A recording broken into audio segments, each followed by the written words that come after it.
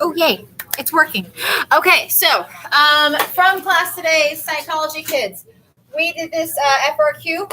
Let me quickly refresh your mind if you were earlier on the day. It says a researcher designs an experiment to study the effect of an audience on individual college students during the performance of a difficult manual dexterity task.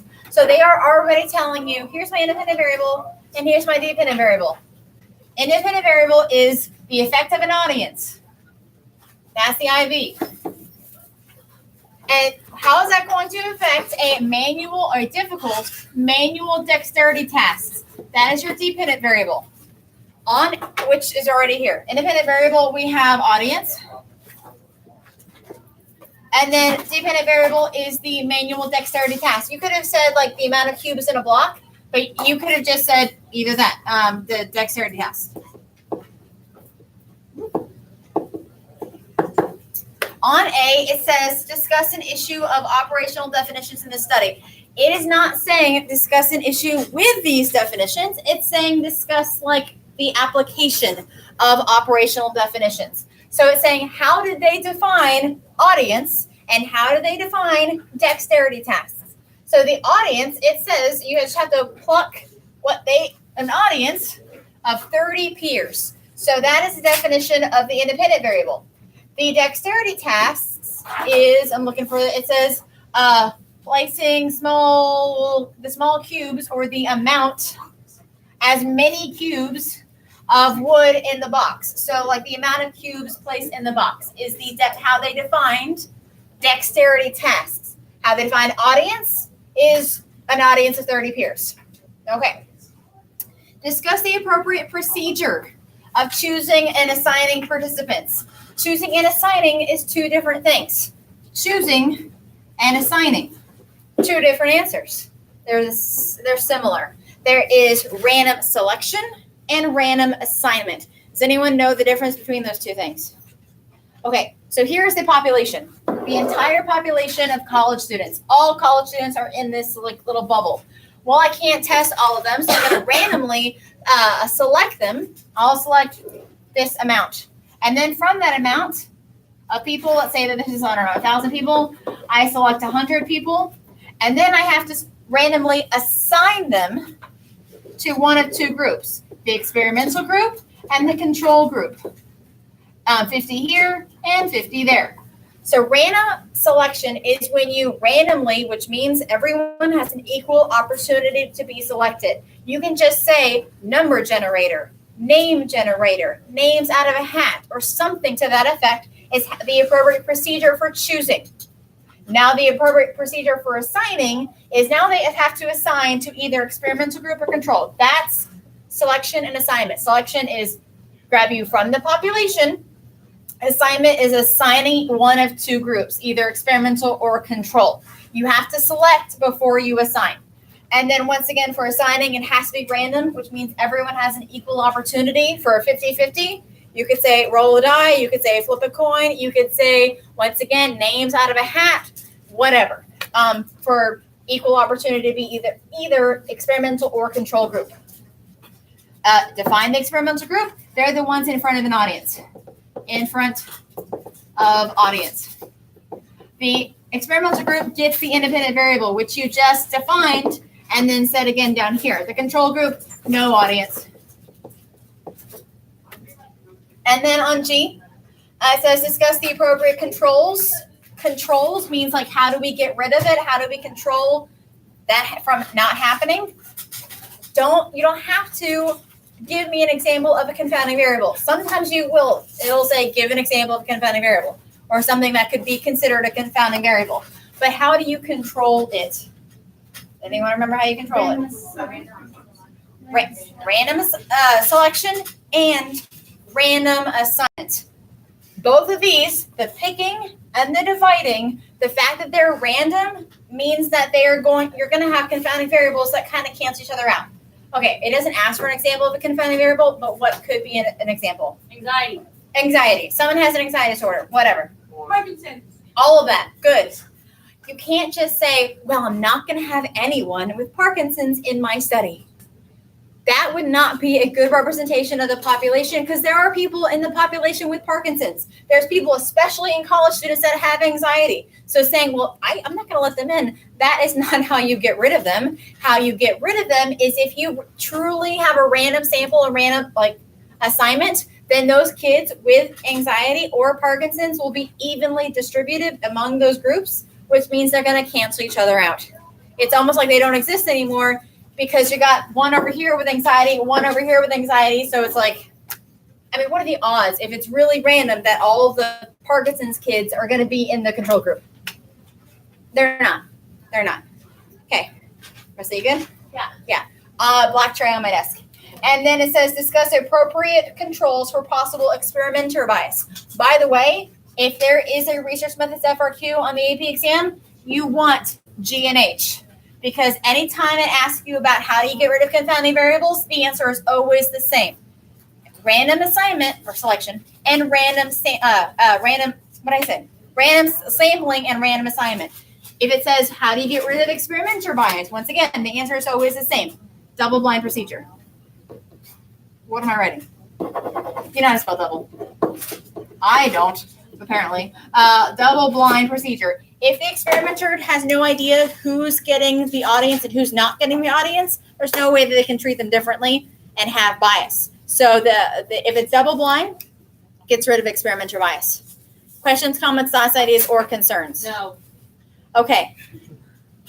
Thank you for answering that. Because usually it's like, I don't know, nothing. Let's scroll up. Or not. That's not much. Okay, whatever. It says, define and give an example of each of DRIP's ethical guidelines for psychological experiments. Hold on. I'm pausing really quick. Do you guys know which quiz you need? Okay. If I give you the folder, will you be able to find it? Give me a second. Eco is in the left-hand folder pocket. Okay. You can get it after. All right. These are the ethical guidelines for experiments. Notice it says experiments. Someone earlier today says, do they have to follow these things with a survey? Not really. Do they have to follow them with a case study? How could you? Case studies have already happened. It's all like, oh no, Kitty in the alleyway. Not that Kitty. Kitty that got raped and killed in the alleyway. Oh no, there was, she was not protected. Her security is compromised. Yeah, we know that. We're talking about experiments. So D-R-I-P, what am I writing? P, drip. What is the first D? Deception. Meaning you cannot deceive someone unless the whole purpose of the experiment is to deceive them. Like Stanley Milgram, they were deceived. They were told that they was like going to shock them. If they were told, hey, by the way, no one's actually getting shocked. It's an actor. There's a camera there and there and there. It doesn't matter if they were going all the way. What about the second D? Debrief. After the experiment is over, you have to tell them what the experiment was all about. R, right to withdraw. They can cancel at any time. Can anyone remember an experiment where they were basically not given the right to withdraw? The prison experiment and the guards. Yeah, that was full unethical. Zimbardo. What about I? Informed consent. What does that mean? They know what they're doing before they consent. Yes, like this is an experiment about blah, blah, blah. You're going to take a drug. Okay. What about P? Privacy. And the other P is protection, meaning they can't be physically harmed, or at least they can be like uncomfortable, but you can't like beat them for science. And then privacy is like, I saw an FRQ one time where it asked like, what is unethically wrong here? And it was a memory test. And like I had you guys study and I had you guys not study or something, and it tested on the memory. And at the end of the test, the teacher posted the results of the test online with like, oh, Jay got a 20 and Sophia got an 82. Like, I can't do that. I can't like, hey, here's everyone's social security. Like, here's their information. They were in the experiment and this is what they got wrong because they're stupid. Like, you can't do that. So they have the right to privacy. All right, I need someone to come up here so before I can give or on a cert quiz, I need someone to come up here and draw a normal bell curve. Oh, Molly, just grab a marker and go to town. Okay. Yeah. Is that good? Good enough? Are you Okay, I'll fix my edges. Here we go. Oh, what was that? Woo. It's like a little. It's supposed to be like smooth. Okay. Oh, that it took me no time to get her quiz at all, so I'm just gonna quickly make just a small change. Okay. Okay, mine way better. Okay. I had people. I saw y'all doing it, and then y'all were like, you knew there were some lines. Okay, there's one down the middle. That's the mean, which is the average. The median, which is the middle. If you arrange it from like smallest to largest numbers, it's the one in the middle. I have an even number of numbers. Then you take the average of the two in the middle, and the mode, the most reoccurring. And then it's 1, 2, 3. 1, 2, 3. Minus 1, minus 2, minus 3. Plus 1, plus 2, plus 3. It does not matter what type of, is this IQ? Is this test grades? What is this? It's always going to be the same percentages if it's a normal distribution. 68% of people will fall between one standard deviation around the mean. That means plus 1, plus 2, or plus 1, minus 1, 68% of people are in one standard deviation. What is one standard deviation above the mean? What percentage of people there? 68 divided by 2. You take 68, you want above the mean, that's half. 68 divided by 2, 34. So you could, like, if you know these three, you can figure out the math for any section of it. 2 standard deviations away from the mean is 95%. So it's like, well, what if it was like between 1 and 2 above? Well, then you take 95, you subtract 68. Now you just have these two sections. Then you divide it by 2 to get like that little section. So it's complicated, but you can do it. Like the math isn't too hard. 99% of people, whoa, that's 95. 99% of people fall between 3 standard deviations of the mean. That's basically everybody. Okay. What was the next question? Draw a positive correlated graph and give me a correlation coefficient, negative correlated graph, and a negative and a correlation coefficient. So here's positive. There's some dots or a line. You got some bars here. Upward sloping, positively correlated. It's going to be something that's close to positive 1. Like 0.95 or 0.75 or even 62 are all positively correlated, meaning more of this leads to more of that. Studying and grades. There's 100. Here's 10 hours. At 0 hours, you get a 0. You fail. Hey, you study harder? Wow, you're going to get a higher grade. Negatively correlated. Let's do drugs and grades. Drugs. Lots of drugs. Drugs. Grades. Here's 100. Here's a failure. That's you. If you do lots of drugs, less drugs, better grades. Okay. A correlation coefficient like negative 0.81 or negative 0.93 or whatever. If it's 0. If the correlation coefficient is 0 or close to 0, that means it's like a scatter plot. There's no correlation between the x and the y axis. It says, what's the difference in correlation and causation? Correlation, these two things go together. Causing, one causes the other. When this happens, this will also happen because of it. What research method shows causation? Only experiments.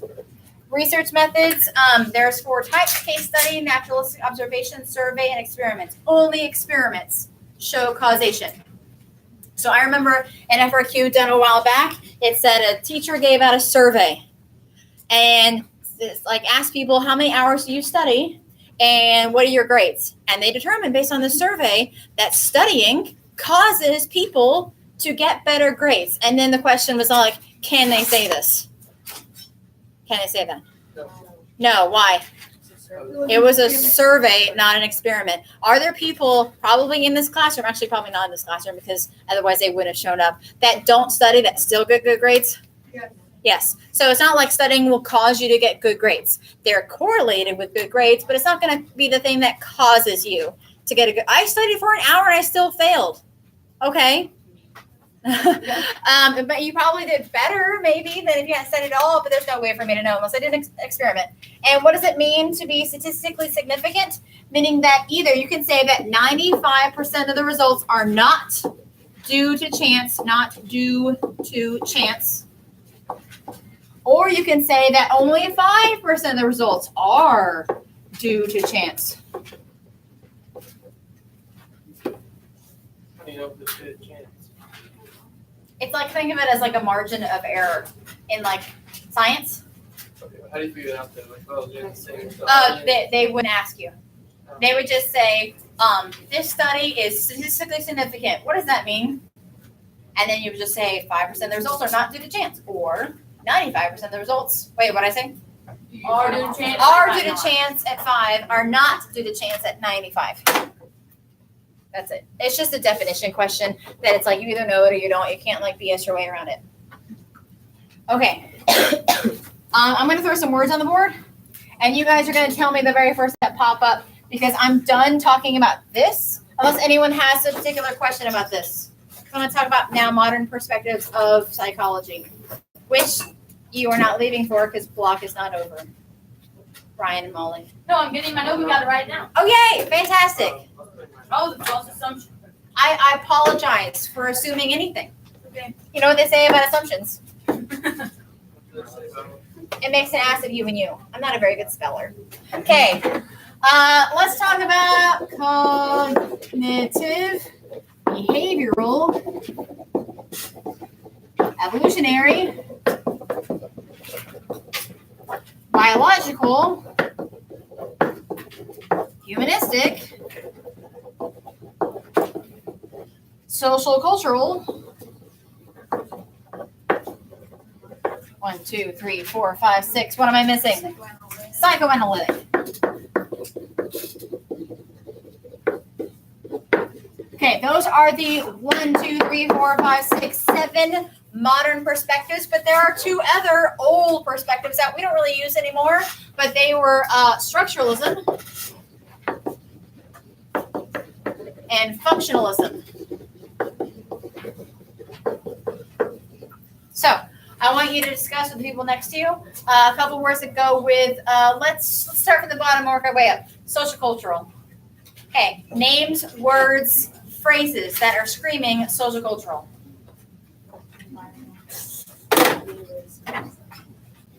People are talking. You might not be able to see. I'll say welcome to AP Psych. Okay, that was enough. Social cultural, any names that go along with social cultural and culture and society and people. There should be a name. Freud. Definitely not. Sorry. That was a joke. Bandura. That was good. What? Bandura. Bandura. Learning based on the environment, the society that you grew up in. You are violent because you saw violence in the culture that you're in. Bandura. Any phrases or words that go along with this? Environment. What else would I hear? Modeling. Yes, that is a Bandura word. Modeling, not like, but like modeling like, oh, Bobo doll was modeled in front of me. Modeling. Observation. Observing. It doesn't even go here. But he's taken this class before, and I believe he did well on the test. You know, like Mean Girls, how that girl comes up. That's true. Anything else for social cultural? Someone say society. Society. Oh my God, Danny. Society. No, Ryan. Okay, what about humanistic names? Freud. No, my God, if you say Freud one more time. Actually, you only get to say Freud one more time, and it's going to be a little bit later. Humanistic. Maslow. Good job, Sophia. Maslow. Who's Maslow's friend? He thought of age, acceptance, genuineness, and empathy. Carl Rogers. She's an on level. What does that think about you? Hey. She actually took AP Psych before. This is her second time. Hey. Rogers. Good job, Kitty. Also known as Mr. Yeah. Rogers. What? Also known as Mr. Rogers. Yes, Mr. Rogers and Maslow. Okay, so what are some key words? Not names, words. Hierarchy of needs. I'm not going to write that all up. I'm going to put H of N. What else? What's at the top? Social satisfaction. Self-actualization. Social satisfaction. Sorry. Okay, what about biological? I don't think there's any names per se, but there are terms and words. Genetics, brain. Genetics, genes. What else? Neurotransmitters. What if neurotransmitters are released by neurons? What are released by glands? Hormones. What about name for evolutionary? Darwin. Any terms? No. Monkey. Nope. Ancestors. Evolve. Innate. You're born, it's not Maybelline. It's innate. Okay. Darwin. Maybe she's more with it. Okay, innate. What was I going to say? Survival. Survival. Your ancestors. That says ancestry. It's fine, but there's even more letters than I needed. Behavioral. Freud. My God, that wasn't the time. No, Kitty. Conditioning. Yes, you didn't even take AP psychology. Pavlov. That doesn't matter. That doesn't happen. You took it in France. In Italy. Italy, it's all the same. France, then the terrorist attack. Their Thanksgiving was ruined. Behavioral. Oh, Bandura again. Bandura again for observational learning. Yep. It didn't happen to me. John B. Watson. He did Baby Albert. You can leave or you can finish until I'm done here. J.B. Watson. He did the Baby Albert. Yes, Pavlov. Yes, Bandura. What about this guy? He came up with the law of effect. Ooh, B.F. Skinner. Yeah. B.F. Skinner. He had Skinner's box and B.F. Skinner's friend. It does. Thorndike. The law of effect. We learn from our consequences. That's it. That's what he said. Psychoanalytic Kitty. Freud. Oh my God. Freud. We got words like repressed, or the unconscious. Sexual, right? Yes, if there's anything about sex, if it's like mating, evolutionary. If it's sex, psychoanalytic. We're gonna.